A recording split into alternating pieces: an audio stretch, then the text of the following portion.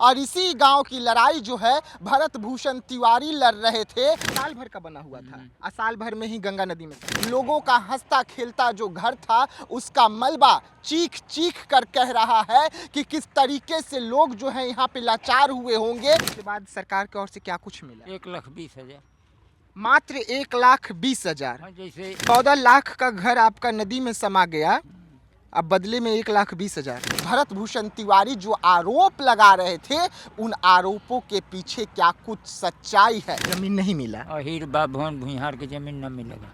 सरकार की ओर से नियम है कि बाढ़ पीड़ित अगर अहीरा भूइहार और ब्राह्मण हो तो उन्हें जमीन नहीं मिलेगा। नहीं मिलेगा। नमस्कार, मैं विकास सिंह राजपूत और आप देख रहे हैं देशवा न्यूज। आखिरकार भरत भूषण तिवारी जिन लोगों के लिए शहीद हो गए, जिस जगह के लिए शहीद हो गए, आज देशवा न्यूज की टीम जो है उसी गंगा किनारे, उसी गंगा तट पर है। आप मेरे पीछे देख रहे हैं कि ये जमीनिया गांव है और इसी गांव की लड़ाई जो है भरत भूषण तिवारी लड़ रहे थे और लड़ते लड़ते सरकार के खिलाफ मोर्चा खोला, स्थानीय प्रशासन के खिलाफ मोर्चा खोला और उनका एनकाउंटर होता है। आप जो ये गंगा नदी का बहाव देख रहे हैं, जो तेज लहर दिख रहा है, ये पहले नहीं हुआ करता था। ये गंगा नदी जहां से बह रही है, यहाँ पर हंसता खेलता परिवार और उनके घर जो है वो हुआ करता था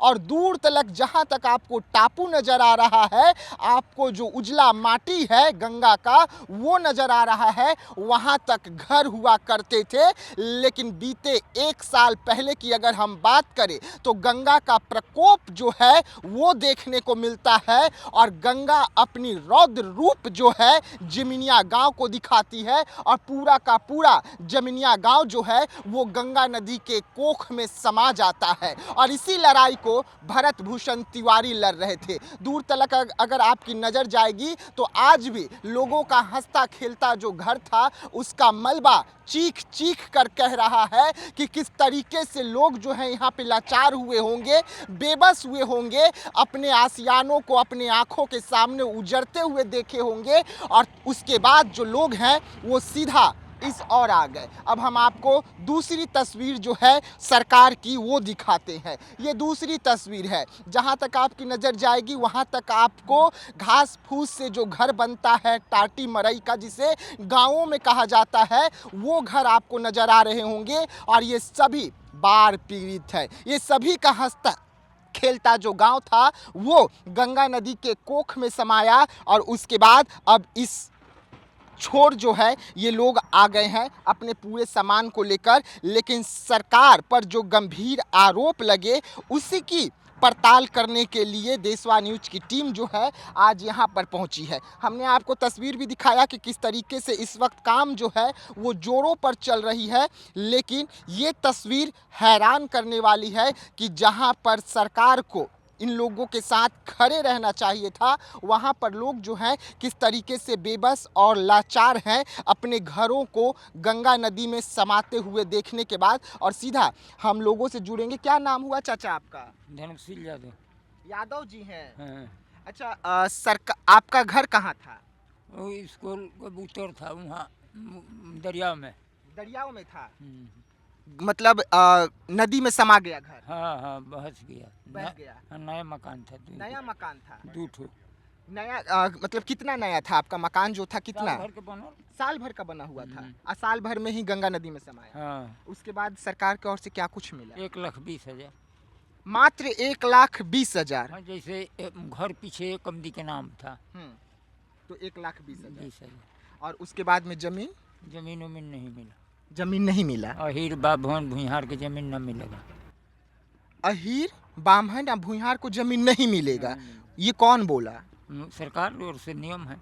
सरकार की ओर से नियम है कि बाढ़ पीड़ित अगर अहीरा भूइहार और ब्राह्मण हो तो उन्हें जमीन नहीं मिलेगा। नहीं मिलेगा, ये सरकार का नियम है। सरकार के नियम। आप लोगों को सरकार के द्वारा बोला गया। तो 1,20,000 में घर बन गया। अब बनने भर माँ बने, अब मिला तो ले नहीं करेगा। 1,20,000 लेकर आप लोग इस घर में आ गए। हाँ, तो क्या करेगा, अब दूसरे उपाय कौन है? अब मकान फिर हाल ले ना नहीं बनेगा। समय लगेगा। मकान बनाने में पैसा नहीं लगेगा। पैसा लगेगा। कितना में बनवाए थे? 14 लाख रुपया लगा था। 14 लाख? 14 लाख का घर आपका नदी में समा गया, अब बदले में 1,20,000। 1,20,000 मिला। कितना घर टूटा था उस वक्त गंगा नदी में, कितना घर समाया था? अब जितना लो बांध बहे नहीं उतना लो टूटे ही अल्लाह है, भसा ही अल्लाह। अंदाजन कितना? धली 1000 घर। 1000 घर टूटा। हाँ।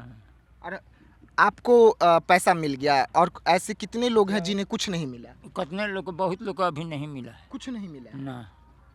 चलिए, बहुत सारे ऐसे भी लोग हैं जिन्हें कुछ नहीं मिला है, और आपको हम तस्वीरें दिखा रहे हैं, देख सकते हैं कि किस तरीके से बेबस है ऐसे घरों में रहने के लिए, और ऐसे घरों की संख्या जो है बेहद ज़्यादा है। जहां तक आपकी नज़र जाएगी वहां तक ऐसा ही घर आपको देखने को मिलेगा और सुनने को मिलेगा, जिनका सब कुछ गंगा नदी में जो है समा गया है, और अब इन लोग अपने माल जाल के साथ, तमाम बच्चों के साथ जो है इस तरीके से रह रहे हैं। लेकिन गंगा नदी का प्रकोप जो है जमीनिया गाँव को देखने को मिला था, झेलने को मिला था, और उसके बाद इन्हीं लोगों की लड़ाई जो है भरत भूषण तिवारी लड़ रहे थे, सरकार के सामने मांगों को रख रहे थे, और उन मांगों को सरकार पूरा नहीं कर रहा था, जिनके खिलाफ भरत भूषण तिवारी जो है लगातार मांग कर रहे थे, लगातार मोर्चा खोले हुए थे, और उनके मोबाइल में कई ऐसे सबूत भी थे जो भरत भूषण तिवारी जो है बतला रहे थे। लेकिन तस्वीरें अब हम आपको दिखा रहे हैं कि लोग, आपको जो बच्चे हैं वो आते जाते नजर आएंगे, लेकिन ये काम जो है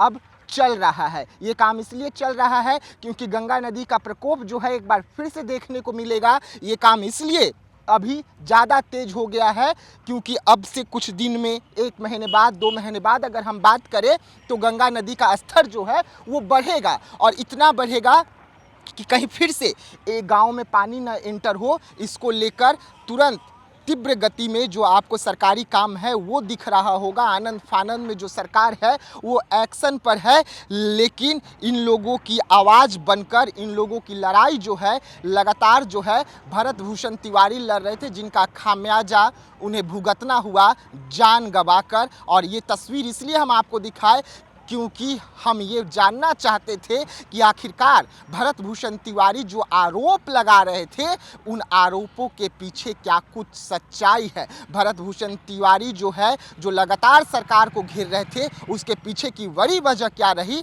आप लोगों ने अभी सुना। तो बने रहिएगा हमारे साथ, क्योंकि अगला जो है स्टॉपेज वो होगा जिन्हें अब तक सरकार के ओर से न ही मुआवजा मिला है और न ही जमीन मिला है, और बेबस परिवार जो है जिनका घर गंगा नदी में समा गया, वो किस तरीके से जीने के लिए मजबूर है।